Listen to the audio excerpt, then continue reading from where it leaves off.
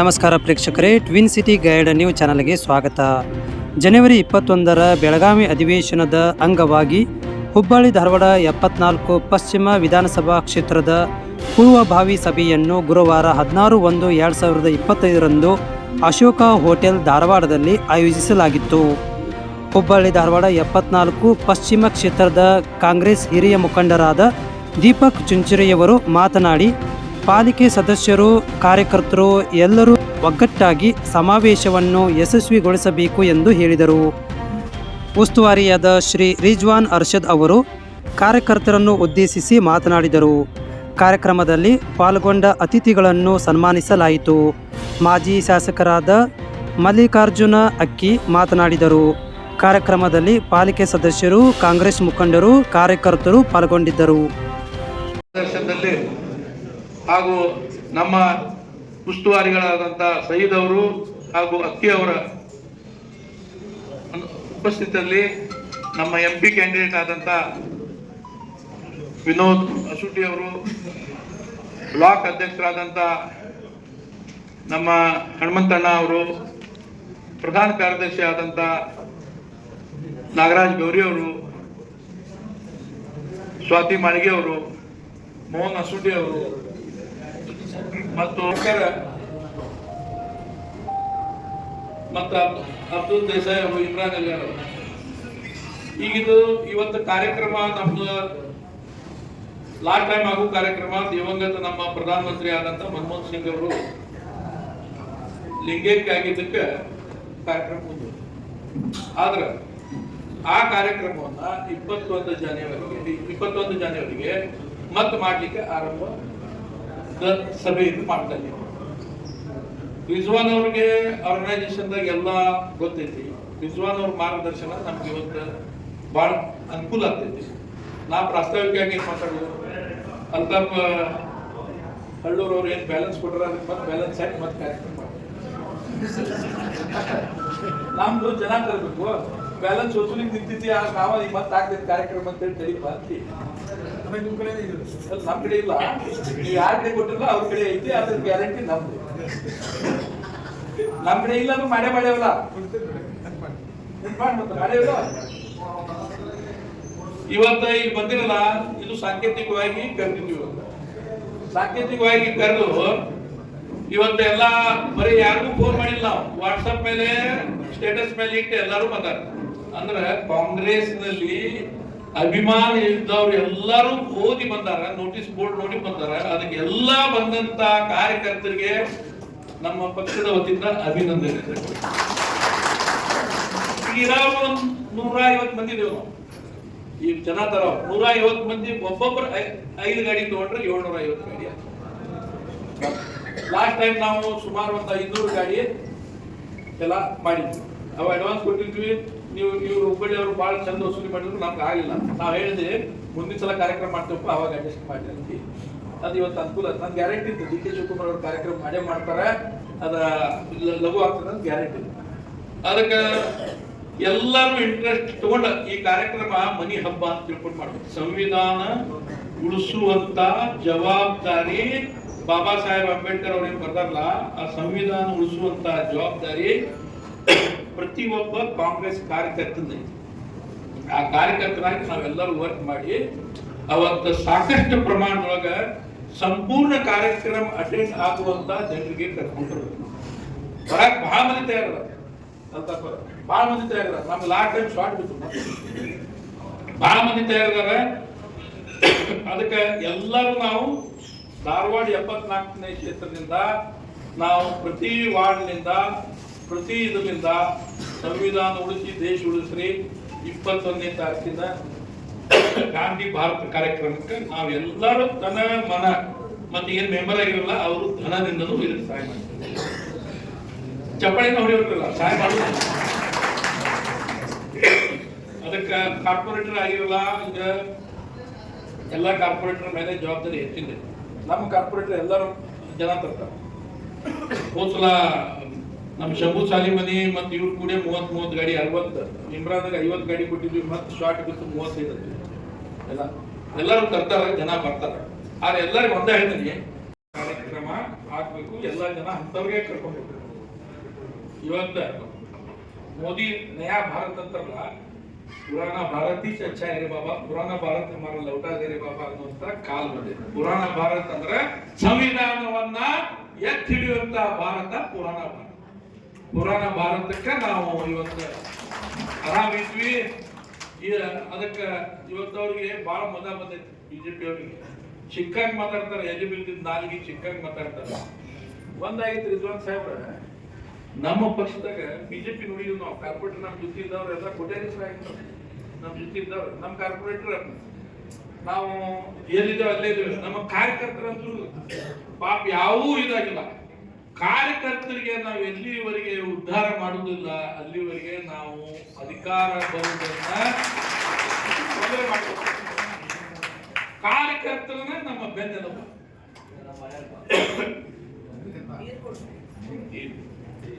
ಧರ್ಮಸಿಂಗ್ ಇದ್ದಂಗೆ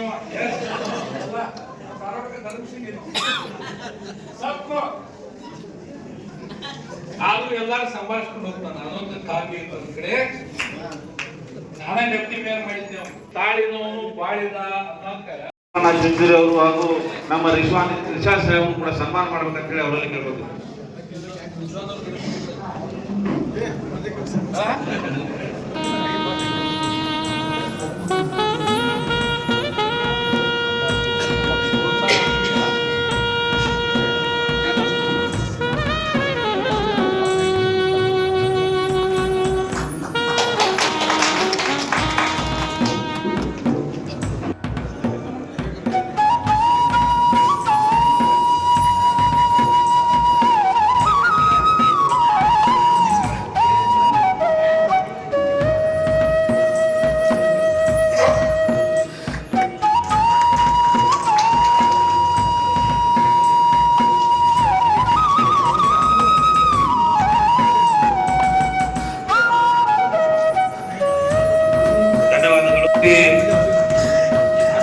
ನಮ್ಮ MS ಅದೇ ರೀತಿ ನಮ್ಮ ಲೋಕಸಭಾ ಕಾಂಗ್ರೆಸ್ ಅಭ್ಯರ್ಥಿಗಳಾದ ವಿನೋದ್ ಅಸೂಡಿ ಅವರಿಗೆ ಗುಲಾಬ್ ಶ್ರೀಕೋಟೆ ಅವರು ಮಾಲಾರ್ಪಣೆ ಮಾಡಬೇಕಂತ ಹೇಳಿ ಅವರಿಗೆ ಕೇಳ್ತಾರೆ. ಅದೇ ರೀತಿ ಇಮ್ರಾನ್ ಯಲ್ಗಾರ್ ಅವರಿಗೆ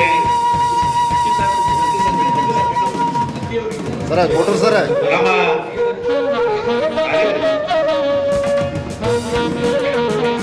ಅದೇ ರೀತಿ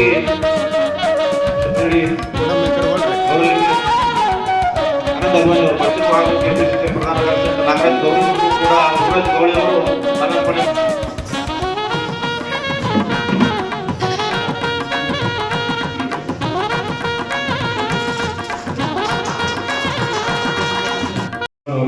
ಅವರ ಮಾರ್ಗದರ್ಶನದಲ್ಲಿ ಯಾವ ರೀತಿಯಾಗಿ ನಾವು ಜನರನ್ನ ಕೊಂಡು ಒಯ್ಯಬೇಕು, ಅಲ್ಲಿಗೆ ತರಬೇಕು ಬೇಕು.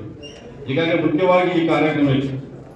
ಯಾರು ನಮ್ಮ ಪಕ್ಷದ ಮುಖಂಡರು ಇರ್ತಾರೆ ಅವ್ರನ್ನ ಎಷ್ಟಲ್ಲಿ ನಾವು ಪ್ರಧಾನ ಕಳಿಸಿರಬಹುದು, ನಾವು 100 ಜನ ಆದರೂ ತರಬೇಕು ಅಂತಕ್ಕಂಥದ್ದನ್ನು ಒಂದು ಆದೇಶವನ್ನ ನಮ್ಮ KPC ಅಧ್ಯಕ್ಷರು ಮಾಡಿದ್ದಾರೆ.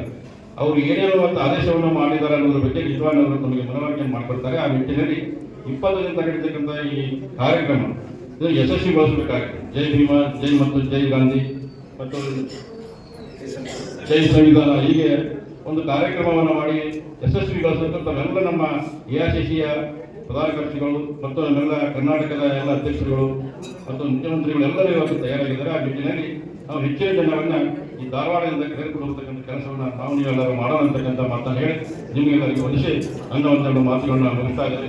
ಜೈ ಜೈ ಕರ್ನಾಟಕ.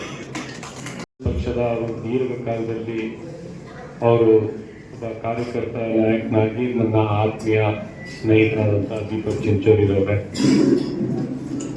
ಮಾಜಿ ಶಾಸಕರಾದಂಥ ಅಕ್ಕೀರವ್ರೆ, ಯುವ ನಾಯಕರು, ಯುವ ಕಾಂಗ್ರೆಸ್ ಮುಖಾಂತರ ಇವತ್ತು ಮುಂಚೂಣಿಗೆ ಬಂದು ನಿಮ್ಮ ಲೋಕಸಭಾ ಕ್ಷೇತ್ರದ ಅಭ್ಯರ್ಥಿಯಾಗಿ ಕಾರ್ಪೊರೇಟರ್ ಹಾಗೂ KPCC ಜನರಲ್ ಸೆಕ್ರೆಟರಿ ಮೋಹನ್ ಅಸುಂಡಿರವರೇ, ಸ್ವಾತಿ ಮಾಳ್ಗೀರವರೇ, ಇಲ್ಲಿನ ಬ್ಲಾಕ್ ಕಾಂಗ್ರೆಸ್ ಸಮಿತಿಯ ಅಧ್ಯಕ್ಷರು, ನನ್ನ ಜೊತೆಗೆ ಯೂತ್ ಕಾಂಗ್ರೆಸ್ಸಲ್ಲಿ ಭಾಳ 6 ವರ್ಷ ಕೆಲಸ ಮಾಡಿದ್ರಿ ನಾಗರಾಜ್ ಗೌರಿ ಅವರು, ಮತ್ತು ಕಾರ್ಪೊರೇಟರ್ ಆಗಿದ್ರ ತಾಯಿ 2 ಬಾರಿ, ಒಂದು ಬಾರಿ ತಾಯಿ, ಒಂದು ಬಾರಿ ವೈಫ್.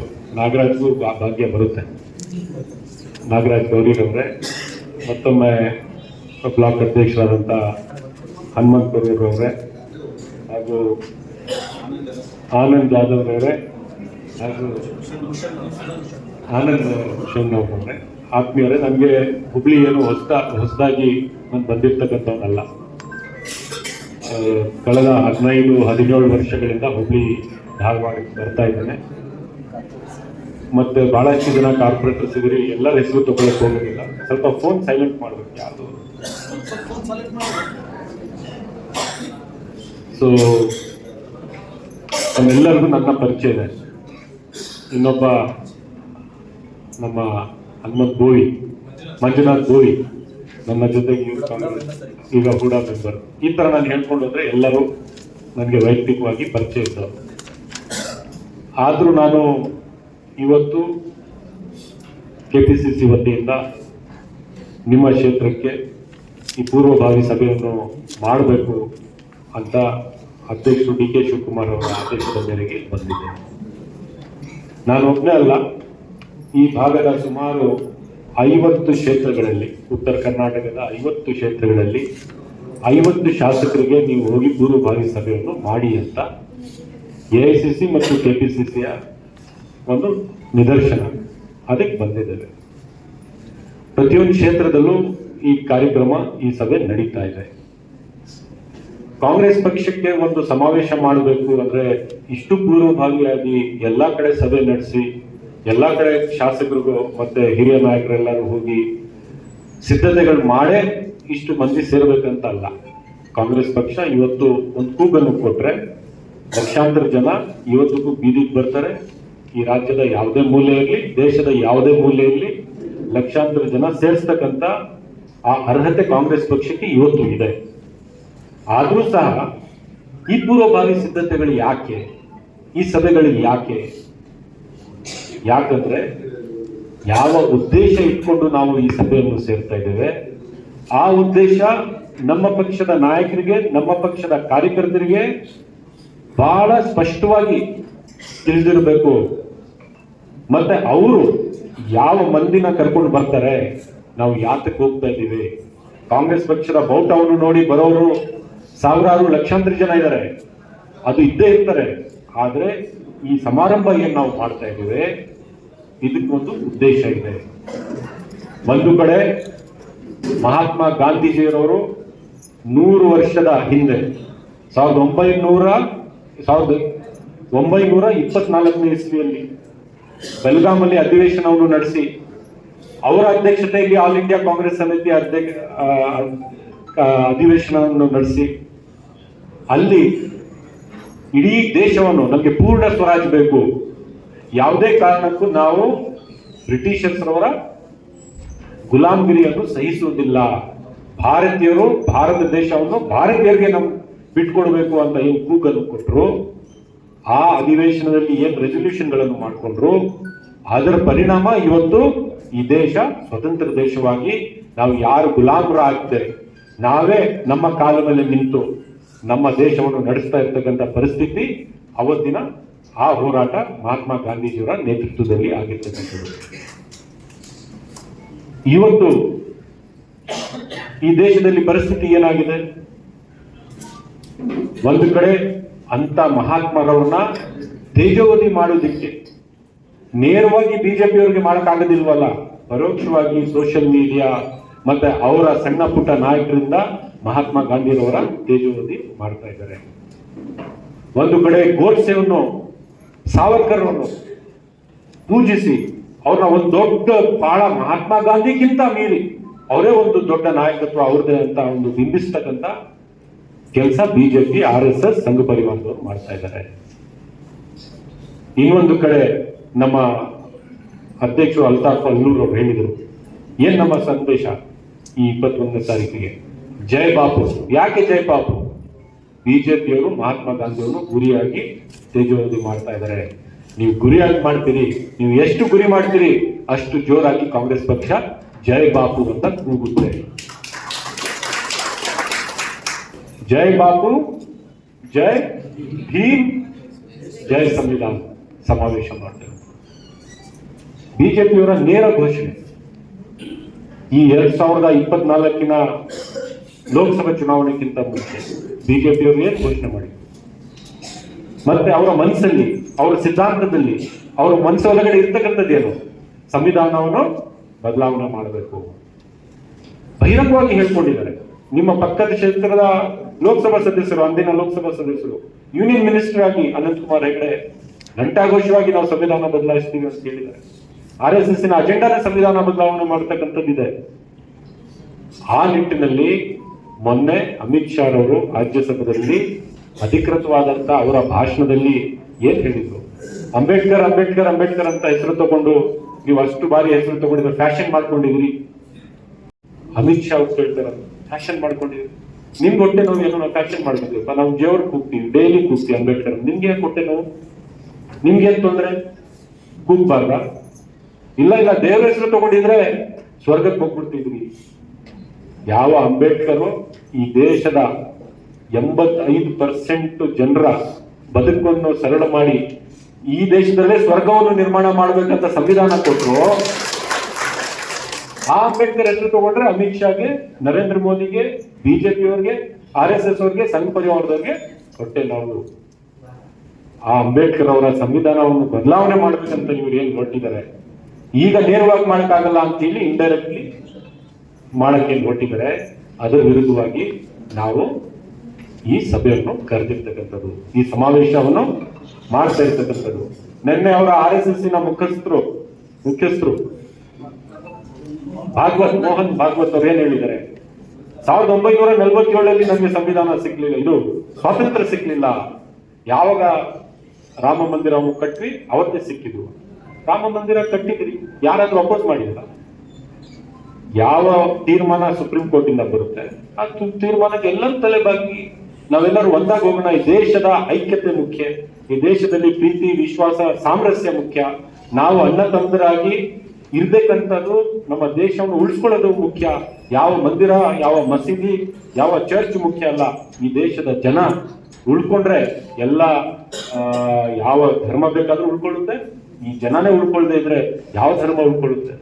ನಾವೆಲ್ಲ ಒಂದಾಗಿರ್ಬೇಕು ಅಂತ ಎಲ್ಲರೂ, ದೇಶದ ಎಲ್ಲರೂ, ಯಾವ ಜಾತಿಯಲ್ಲಿ, ಯಾವ ಧರ್ಮದವರು ಆಯ್ತು, ಸುಪ್ರೀಂ ಕೋರ್ಟಿನ ಒಂದು ತೀರ್ಮಾನ ಆಯ್ತು, ನಾವು ಎಲ್ಲರೂ ಜೊತೆಗಿದ್ದೀವಿ ಅಂತ ಹೇಳಿದ್ದೇವೆ. ಆಗ್ಲೂ ಮೊನ್ನೆ ಏನ್ ಹೇಳ್ತಾರೆ, 1947 ನಮ್ಗೆ ಸ್ವಾತಂತ್ರ್ಯ ಸಿಗ್ಲಿಲ್ಲ. ಅವ್ರು ಹೇಳೋದು ನಿಜಾನೇ. ಯಾಕಂದ್ರೆ RSS ಯಾವ ಒಬ್ಬ ಕಾರ್ಯಕರ್ತ ಆಗ್ಲಿ, ನಾಯಕನಾಗ್ಲಿ, ಅಥವಾ ಅವ್ರ ಸಿದ್ಧಾಂತದ ಮೇಲೆ ನಂಬಿಕೆ ಇಟ್ಟವರಾಗ್ಲಿ, ಒಬ್ರು ಕೂಡ ಈ ದೇಶಕ್ಕೋಸ್ಕರ ಪ್ರಾಣವನ್ನು ಕೊಟ್ಟವರು ಅಲ್ಲ. ಪ್ರಾಣ ಬಿಟ್ಬಿಡಿ, ಒಂದ್ ದಿವಸ ಜೈಲ್ಗೆ ಹೋಗಿದವರಲ್ಲ, ಜೈಲ್ ಹೋಗದ್ ಬಿಡ್ರಿ, ಅವತ್ತು ನಿಂತ್ಕೊಂಡು ಭಾರತ್ ಮಾತಾ ಕಿ ಜೈ ಅಂತ ಕೂಗಿದವರು ಇವರಲ್ಲ, ಕೂಗಿದವರು ಕಾಂಗ್ರೆಸ್ ಪಕ್ಷದವರು, ಜೈಲ್ಗೆ ಹೋಗಿದವರು ಕಾಂಗ್ರೆಸ್ ಪಕ್ಷದವರು. ಈ ಬೀದಿಯಲ್ಲಿ 100 ವರ್ಷದ ಮರಗಳು ನೋಡಿದಿರಲ್ಲ, ಆ ಮರಗಳ ಮೇಲೆ ನೇಣು ಹಾಕಿದ್ದಾರೆ ಬ್ರಿಟಿಷರ್ಸ್. ಯಾರಿಗೆ ಹಾಕಿರೋದು? ನಮ್ಮ ಪಕ್ಷದ ಕಾರ್ಯಕರ್ತರಿಗೆ. ಅಲ್ಲಿ ಹಿಂದೂನು ಇದ್ದಾರೆ, ಮುಸಲ್ಮಾನರು ಇದ್ದಾರೆ, ಸಿಖ್ರು ಇದ್ದಾರೆ, ಬೌದ್ಧರು ಇದ್ದಾರೆ, ಎಲ್ಲರೂ ಇದ್ದಾರೆ. ಯಾವ ಜಾತಿ ನೋಡಿಲ್ಲ, ಯಾವ ಧರ್ಮ ನೋಡಿಲ್ಲ. ಯಾರು ಆವತ್ತು ಭಾರತ್ ಮಾತಾ ಕಿ ಜೈ ಅಂತ ಕೂಗಿದ್ರು ಅವ್ರ ಮೇಲೆ ಲಾಠಿ ಹೊಡೆಸಿದ್ರು, ಜೈಲ್ಗೆ ಹಾಕಿದ್ರು, ಸುಧಾರಿಸಿಲ್ಲ ಅಂತ ಹೇಳಿ ನೇಣಿಗೆ ಹಾಕಿದ್ರು. ಸೊ ಇಷ್ಟು ತ್ಯಾಗ ಮಾಡಿರ್ತಕ್ಕಂಥ ನಮ್ಮ ಪಕ್ಷ, ಸಂವಿಧಾನಕ್ಕೋಸ್ಕರ, ಸ್ವಾತಂತ್ರ್ಯಕ್ಕೋಸ್ಕರ ತ್ಯಾಗ ಮಾಡಿರ್ತಕ್ಕಂಥದ್ದು ನಮ್ಮ ಪಕ್ಷ, ನಮ್ಮ ಕಾರ್ಯಕರ್ತರು, ಅಂದಿನ ನಮ್ಮ ಪೂರ್ವಜರು, ಅವರ ಏನ್ ತ್ಯಾಗ ಇದೆ, ಅವರ ಬಲಿದಾನ ಇದೆ, ಅದನ್ನು ಎಲ್ಲರೂ ಹೊರತುಪಡಿಸಿ ಅವತ್ತು ಸ್ವತಂತ್ರನೇ ಸಿಕ್ಕಿಲ್ಲ ಅಂತ ಹೇಳೋರು ಯಾರು? ಬ್ರಿಟಿಷರ್ಸ್ ಅವರ ಮುಗ್ಧರಾಗಿದ್ದವರು, ಬ್ರಿಟಿಷರ್ಸ್ ಅವರ ಬೂಟ್ ಅನ್ನು ಪಾಲಿಶ್ ಮಾಡೋರು ಇವತ್ತು ದೇಶಭಕ್ತರಾಗಿದ್ದಾರೆ. ನಾವು ತ್ಯಾಗ ಮಾಡಿದ್ದವರು ನಾವು ದೇಶದ್ರೋಹಿಗಳ. ಇವತ್ತು ನಮ್ಮ ನಾಯಕರು ರಾಹುಲ್ ಗಾಂಧಿ ಅವರು ಸ್ಪಷ್ಟವಾಗಿ ಸಂದೇಶ ಕೊಟ್ಟಿದ್ದಾರೆ.